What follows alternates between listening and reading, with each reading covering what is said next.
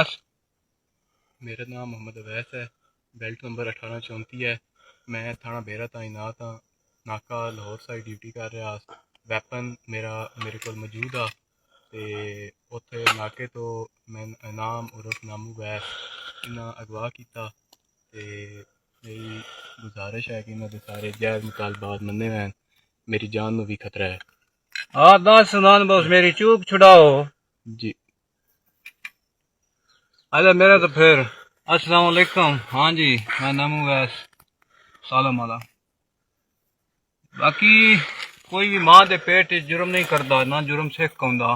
वो हालात वाकयात या तुसा महकमा इंसान नू इस हद तक मजबूर कर दो कि इंसान नू एक काम करना पै वेंदे ने। लिहाजा मजबूर हो काम किया और अजे शुरुआत आ रह गई गल मेरे दुश्मना नाल मैंने कोई मसला ही ना। और ना ही अल्लाह माफी देवा दुश्मना तो मेरी अख आई तई सिजी आ। और ना ही मैं दुश्मना अपने हिसाब चो तौबा इस्तगफार आटे लूण भी ना समझदा। और मैनू नंदे बारे जिस दड़े मैं सोचना उस दड़े लई भी रहने। मैंने इस पंजाब पुलिस उस लम्हा हटन नहीं दिता। मेरे नाल दुश्मनी की पंजाब पुलिस की। रह गई गल अजय शुरुआत आ। अभी तो पार्टी शुरू हुई है तो एक मुलाजम पता नहीं कितने मुलाजम दड़े कितने अफसर एक सिपाही तो लैका आला तो आला IG तक उन्होंने फैमिलियां भी महफूज नहीं। जिस टाइम असी महफूज ना साड़ियां फैमिलियां महफूज नहीं। सन टार्चर कर सो सन तंग कर सो गए कोई महफूज नहीं।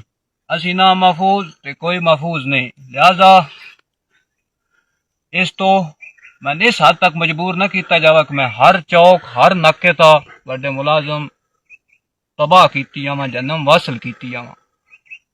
इस तो ये अपना आप नू दुरुस्त करो।